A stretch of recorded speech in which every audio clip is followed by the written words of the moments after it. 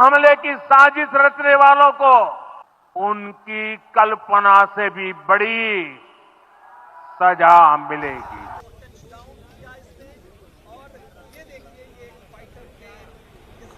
तो एक बात मन से समझ लीजिए, ये नरेंद्र मोदी सरकार है, किसी को बख्शा नहीं जाएगा।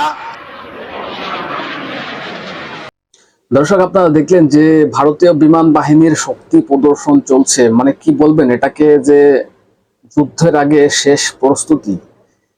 নরেন্দ্র মোদী বললেন যে যে কল্পনাও করতে পারবে না তারা, যারা যে কাজ ঘটিয়েছে, যে ঘটনা ঘটিয়েছে, তার থেকে বড় সাজা তাদেরকে দেয়া হবে। এবং প্রকাশ্যে রাস্তায় যা যুদ্ধ বিমান আছে সেগুলোর শক্তি প্রদর্শন করছে একদম সাধারণ মানুষের সামনে।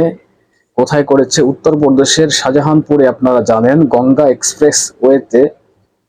এক্সপ্রেসওয়ে চালু করা হয়েছে। কেন চালু করা হয়েছিল এটা? যে যুদ্ধকালীন পরিস্থিতিতে যেন খুব সহজেই বিমান বা যুদ্ধ বিমানগুলো এখান থেকে উঠতে পারে এবং নামতে পারে। তার কারণেই উত্তরপ্রদেশের শাহজাহানপুরে গঙ্গা এক্সপ্রেসওয়ে চালু করা হয়েছিল, যে যুদ্ধকালীন পরিস্থিতিতে যেন এখান থেকে সামাল দেওয়া যায়। এবং সাধারণ মানুষের সামনেই আপনারা দেখলেন সমস্ত বিমান, মানে যুদ্ধ বিমান যতগুলো আছে ভারতের, যত ধরনের আছে, যা কিছু আছে সব কিছু একদম ধুলোয় ময়ময় করছে। আপনারা দেখছেন সবার সামনে দেশবাসীকে দেখিয়ে যে আমরা তৈরি হচ্ছি, এটা আমাদের শেষ প্রস্তুতি। প্রিয় দর্শক, আমি নয়ন রায়, আপনারা দেখছেন হাবড়া টিভি। দর্শক, পাচারটার কোনো সুযোগ নেই, পাচার চাষ নেই। অথেন্টিক বাস্তব রিয়েল কথাটা বলতে এসেছে, যেটা সত্য সেটাকে স্বীকার করতে হবে, অন্যায়ের বিরুদ্ধে প্রতিবাদ করতে হবে। অন্যায়ের বিরুদ্ধে আমাদের প্রতিবাদ চলবে। তবে আপনাদের বলে রাখি, চ্যানেলটাকে সাবস্ক্রাইব করে পাশে থাকুন, সঙ্গে থাকুন এবং ভিডিওতে একটা লাইক দিয়ে কমেন্টস করে আপনাদের গুরুত্বপূর্ণ মতামত জানাবেন। দর্শক, এবার পয়েন্টে আসি।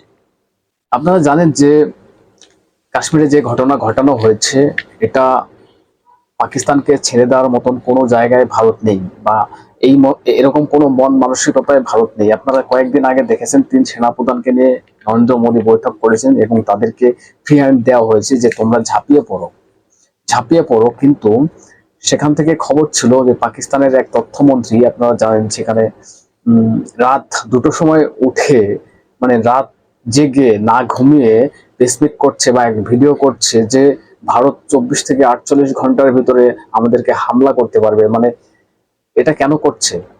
পাকিস্তান কিন্তু ভয় করছে। এটা কেন? পাকিস্তান এখন ভারত আতঙ্কে ভুগছে। মোদী শুধু 3 সেনাপ্রধানকে বলেছে তোমরা ঝাঁপিয়ে পড়ো, তোমাদেরকে ফ্রি হ্যান্ড দেওয়া হলো। এইগুলো শুনেই পাকিস্তান কাঁপতে শুরু করেছে। বিদেশ তথ্যমন্ত্রী রাত দুপুরবেলা প্রেসমিট করতে শুরু করেছে যে দেশবাসীকে এবং বিশ্ববাসীকে একটা জানান দিচ্ছে, দেখো আমাদেরকে মেরে দিল গো, তোমরা জাগো, তোমরা আসো আমাদের পাশে। তা না হলে কেউ, আপনার কাছে যদি তথ্য থাকে তাহলে আপনি এটাকে প্রকাশ্যের সামনে কেন বলবেন? যদি মনে করেন হ্যাঁ আপনি জানেন যে ভারত কোন দিক দিয়ে হামলা করবে, এটা আপনাদের কাছে তথ্য আছে, এই 48 ঘন্টার মধ্যে হামলা করবে, তাহলে কোন জায়গা দিয়ে করবে সেগুলোকে আপনাদের বিএসএফ যারা আছেন, সিকিউরিটি ফোর্স যারা আছে, তাদেরকে লাগিয়ে দিন, সামলাতে বলুন, সতর্ক থাকুন, ট্যাকেল দিন ভারতকে। পারলে বিশ্ববাসীকে জানিয়ে কি লাভ আছে? আসলে এটা হচ্ছে মানে মরার আগে হচ্ছে চেল্লাচিল্লি দেয় না, একটা দাপাদাপি হচ্ছে, সেই পরিস্থিতি পাকিস্তানের এখন।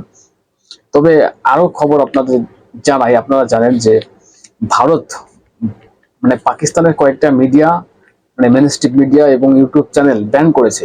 এবং গতকালকে শাহবাজ শরীফ প্রধানমন্ত্রীর, তার একটা ইউটিউব চ্যানেল আছে, সেটাকে ব্যান করা হয়েছে, যে পাকিস্তান থেকে যেন কোনো রকম কোনো নিউজ আমরা না পাই বা উল্টোপাল্টা নিউজ তারা ছড়ায়, এগুলো যাতে আমাদের দেশের মানুষ শুনতে না পারে। এবং আরো যেটা করেছে, মানে যে জল ছেড়ে দিয়েছে, এক জায়গায় ডুবে গিয়েছে, পাকিস্তান ভাসছে সেই দিক দিয়ে, মানে প্রত্যাঘাত টুকটাক কিন্তু শুরু করেছে। কিন্তু আরেকটা ঘটনা যেটা ঘটেছে, যে পাকিস্তানের বিমান যতগুলো আছে ভারতের আকাশ দিয়ে বা আকাশ সীমার উপর দিয়ে, পাকিস্তানের কোনো বিমান উঠতে পারছে না।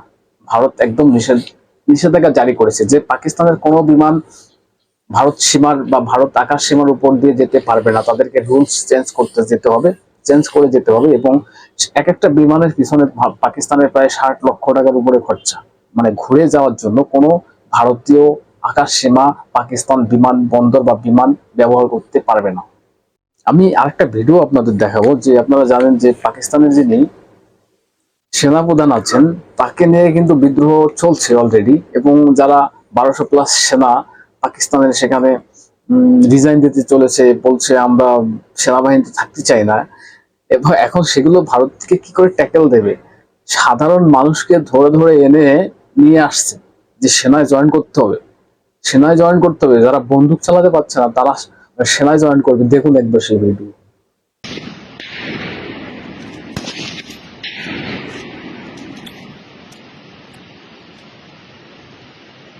দেখছেন তো, সাধারণ মানুষকে ধরে ধরে নিয়ে আসা হচ্ছে, সেনাবাহিনীতে জয়েন করানো হচ্ছে যে সবাই চলে যাচ্ছে, এবার তোমাদের আসতে হবে, বাধ্য হয়ে আসতে হচ্ছে। এরা কি যুদ্ধ করবে ভারতের সঙ্গে ভাবো, এরা কি কি পারবে, কি সামলাতে পারবে এরা?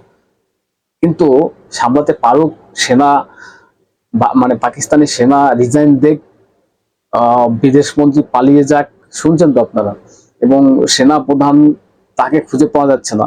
যত যা কিছু হয়ে যাক পাকিস্তানের, ভারত কিন্তু ছাড়তে রাজি না এক বিন্দু। শেষ চেষ্টা বা শেষ প্রস্তুতি আপনারা দেখলেন যে সাধারণ মানুষের সামনে ভারতীয় বিমান বাহিনী যারা আছেন, যুদ্ধ বিমান বাহিনী, তারা এক একটা করে বিমান শক্তি প্রদর্শন করছেন যে কতটা আমাদের বিমান আমরা কতটা কার্যকারী করতে পারবো, সেটাই চলছে। এটাই কি ভারতের শেষ প্রস্তুতি? কি বলবেন আপনারা? আপনাদের গুরুত্বপূর্ণ মতামত জানাবেন কমেন্টস করে, এবং নজর রাখবেন হাবড়া রেডিও চ্যানেলটাকে সাবস্ক্রাইব করে পাশে থাকবেন, সঙ্গে থাকবেন।